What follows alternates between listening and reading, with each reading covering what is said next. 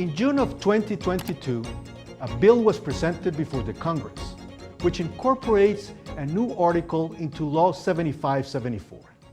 This initiative aims to perform the organic law of environment with the purpose of guaranteeing, preserving, and safeguarding our fauna through the implementation and obligation to construct safe wild bridges in the natural corridors.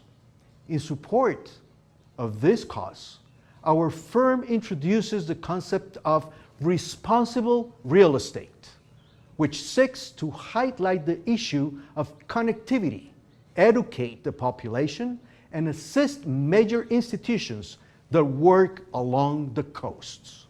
Today, we will learn more about the importance of nature conservation in the real estate world with Michael Simons, a prominent real estate broker and businessman in Guanacaste area. Welcome, Mike. Thank you very much for helping us with this short interview. We really want to work together with you in several things. And based on what we have already discussed, I have some questions that I would like to ask someone that really knows Costa Rica, really knows about Guanacaste area and the beach area.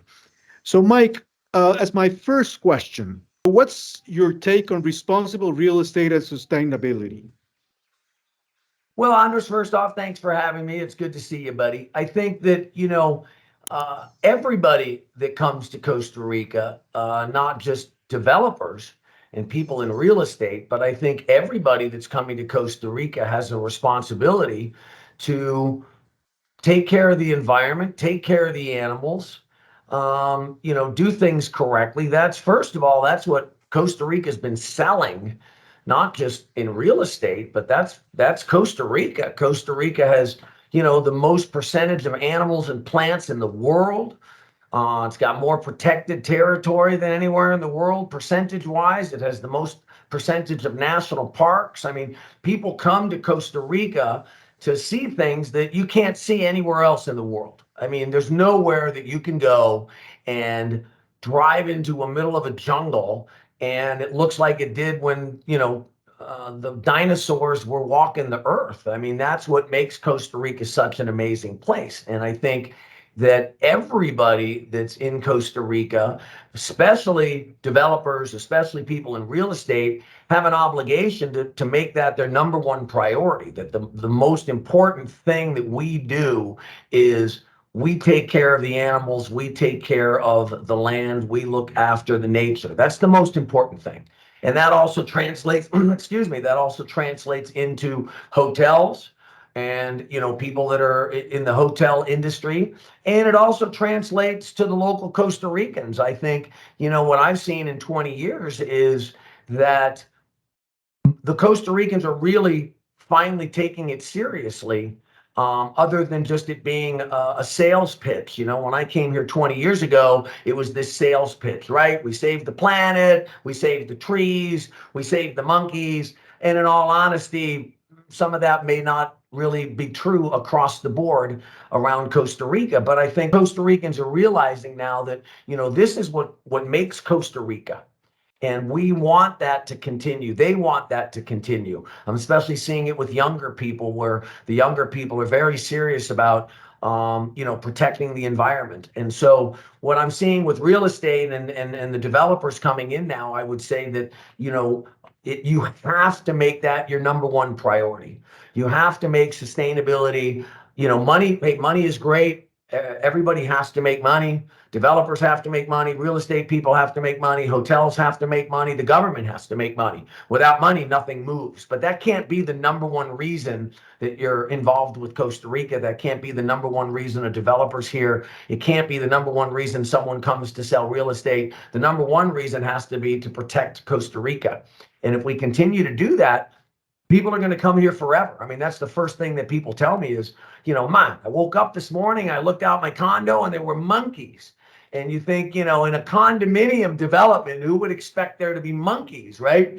You might see it in the rainforest, and yet here you are, you're walking down the main street of Playas del Coco, and Coconuts, the big sports bar, has got a rock band playing, and you look up in the trees, and the monkeys are in the trees watching the rock band. I mean, that's what makes Costa Rica. So I think that it not only needs to be the most important thing, but it needs to be hammered home by everybody moving forward, that everybody needs to hold the developers responsible, and the realtors responsible, and people that are involved again in building a hotel or whatever it might be, that, hey, you need to make sure that whatever you do, you're protecting the trees, you're protecting the animals. Otherwise, we have nothing. Otherwise, we're going to look like Mexico. I went to Mexico a month or so ago with my girlfriend, and hey, everybody loves Mexico, right? It's Mexico. I mean, hey, best tacos in the world. But I mean, we didn't see a single animal. All the trees are gone. There's no animals of any kind. There's no iguanas anywhere. Trash everywhere. And I mean, I was in a very nice place. We were in Tulum with, 5-star hotels, and trash all over the sides of the road. And, I just felt honored when I came back to Costa Rica to see how beautiful this country is. So I think it's the most important thing that we all have a responsibility to make sure we continue with. Mike, you're absolutely right on what you're saying. I mean, it's so amazing. And you know where our offices are there. And when you're just walking in and you see the iguanas, and they don't even move. They're almost just saying hello. Yeah. They just stay there. Yeah, they're like, It's hey, this is beautiful. my sidewalk. Absolutely You right. go the other way. Exactly, right? Exactly. So now, based on what you're saying, what do you believe is the social and economic impact of responsible real estate projects in the terms of sustainability, job creation, what could I say, local business support, and overall economic growth in our area? Well, again, it comes down to that's why people are coming to Costa Rica. Okay. And if, that wasn't happening and people were coming here and trees were gone and animals were gone and monkeys were gone, people would stop coming to Costa Rica. So that to me is the number one driving factor of all those other things, all those local restaurants, all the jobs that are being hired. The reason that these hotels are here, and the reason that these hotels employ hundreds and hundreds of thousands of people, the reason these local restaurants, I mean, we've got 75 restaurants in Coco. The average restaurant has 10 or 20 people. That's a lot of jobs that are being created just in the little restaurant industry, just in our town alone. And there's dozens and dozens of towns throughout Costa Rica. But again, people would stop coming. If this was, Mexico, using my last example, people would be like, well, I went there once and it was great, but it's like everywhere else. And what everybody says to me, I had clients in my car the other day and they said, this place is amazing. This isn't like anywhere that we've ever been. And that's really the key, is that people continuously want to come back.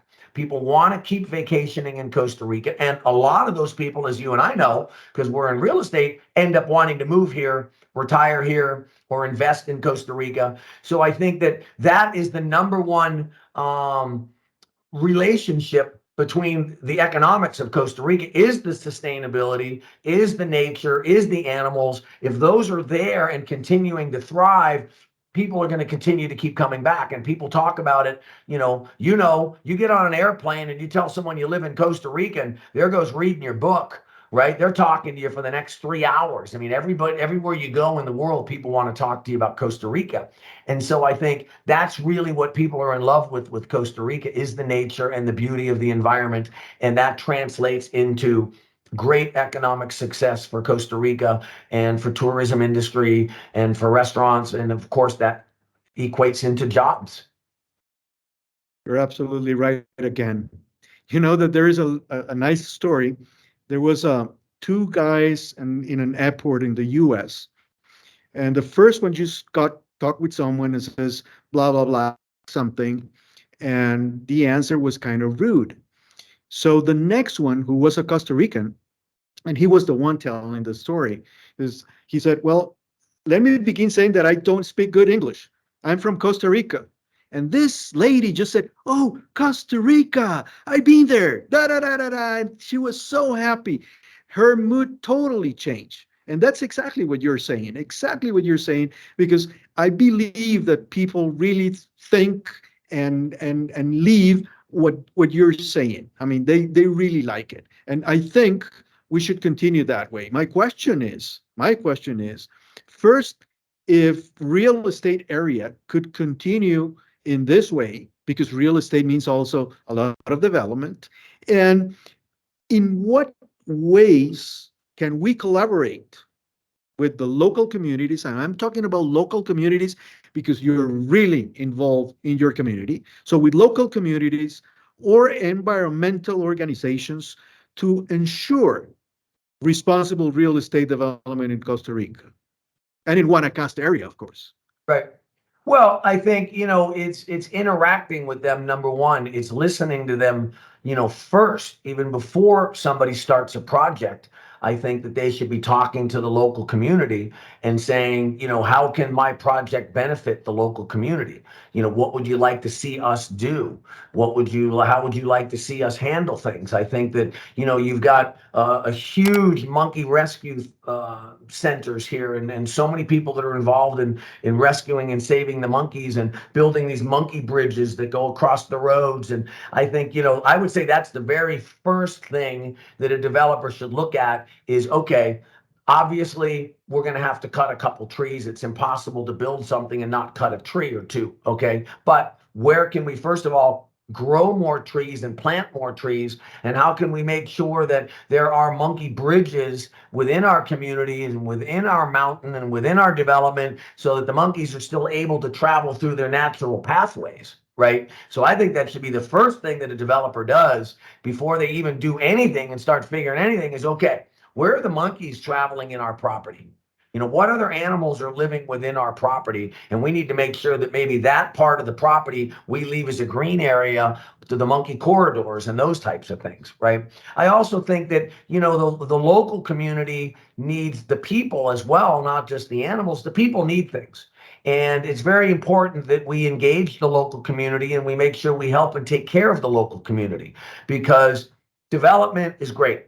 And real estate and hotels and all those jobs, that's all great. But that also means that things become more expensive. It also means it becomes more expensive to live here, right? That's just the reality of anywhere. It costs more to rent a place. It costs more to buy food. It costs more to go out to a restaurant. And who does that affect the most? That affects the locals. That affects the true locals that, are in the very basic industries of the country. Maybe they're fishing people, or maybe they're maids. Okay, they're not working as a, concierge at the Four Seasons where they're getting a much higher salary. They're still in the lower echelons of the pay scale. And it's important that, we're making sure that we're helping those people and we're giving back, and what I tell now all of my, not just my developers, but even my investors, people that are just buying and, selling properties. Maybe they're building spec houses. Maybe they even just have a handful of rental properties. I'm like, you need to take a percentage of your profit and you need to give it back to the local community. I mean, what's the point of coming to Costa Rica and just taking? If you're not going to come to Costa Rica and you're not going to give, why are you here?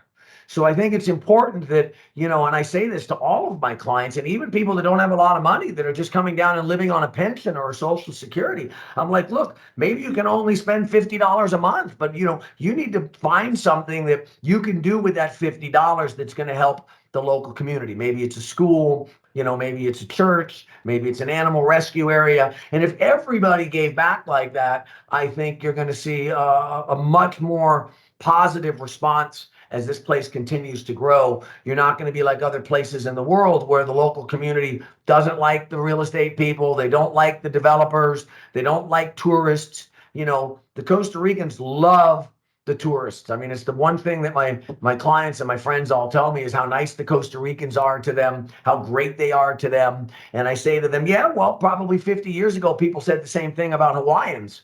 But we all know the Hawaii people on the islands don't like the mainlanders, okay? Because all that happened is the mainlanders just came to Hawaii and took and took. Well, we need to make sure that that doesn't happen. So I have a lot of conversations with people, and I think everybody should have that conversation if they're dealing with people that are either investing in Costa Rica or moving to Costa Rica. I think attorneys should have that conversation with their clients, obviously real estate people, property management people. Hey, look, I'm really glad you're here and you bought a property and I'm going to rent it for you and you're going to make a very nice return. But hey, let's not forget to take some of that money and give it back to the local community. Okay, there's a lot of different charities here. There's a lot of different people in need. We have orphanages. We have young people that need assistance going to university. We have families that still have a hard time feeding kids. We have animals that need to be fed. There's a lot of things that we can do to help. So if you're going to come here, make it a point that you're going to give back to the local community. And I think if everybody, if that's the talk of everybody that's involved with dealing with tourists and expats and people that are moving here, I think we're going to see that 20 years from now, people are still going to be saying how happy the Costa Ricans are and how nice they are to the foreigners. Mike, and let me ask you, since you're that involved in the community, at least in Coco, are there any specific initiatives or incentives offered to buyers or investors who prioritize responsible real estate development, nature conservation of the beach, and helping that community, as you said? And if not, because I don't know, you're really the expert on this, but if not, do you think it would be necessary to create such initiatives, and how can we do it? Yeah, well, I think there's not really a formal initiative, right? There's not really a government agency, and there should be. I think that that really comes more with a lot of the Costa Rican business people and people that are connected. I think they really need to put more pressure on the local municipalities. You have these entities in San Jose, Satana, and Invu, and Manai, and all these organizations that make sure the projects are doing what they need to do. But then a lot of times some of it falls through the cracks. In all honesty, they don't have the manpower to be here. I think it falls more on the local municipalities to be able to come out and make sure that projects are doing what they should be doing. And I think that that would be a great initiative that we could start speaking with the mayor and some of the people at the municipality, that maybe there's some kind of incentives that they could do to the developers and to the real estate people if they started getting more involved with that type of stuff. Because I don't think there's enough of that, to be honest with you. There's a lot of talk of that. But now at the same token, you've got a lot of people that are living here. You got a lot of Costa Ricans that are living here that moved here from San Jose. You have a lot of them, foreigners that are living here, Americans and Canadians mostly. And I think that group is very adamant about, wanting to continue protecting the environment and those types of things. So I think it comes down to us. I think we have a responsibility that we need to be sitting and meeting with these developers and, coming up with, if it's not incentives, which, there's only so much that we can do personally for incentives. I do things like donate a percentage of my commissions to charities. And so then I, obviously encourage my sellers to also match my investments and those types of things. But I think, if we really started a local group, that we could really put a lot of pressure on the municipality to, really kind of make that more of a priority. So should we begin this in, organizing, getting together? How do you think we can do it? Thinking on communities and thinking also on nature, which is very important in our area. Do you think we should make something a little bit more formal, or just continue as you're doing it? Because I know the great job that you do in all these areas, but how could we all participate? What do you think? Should we really need to get organized somehow?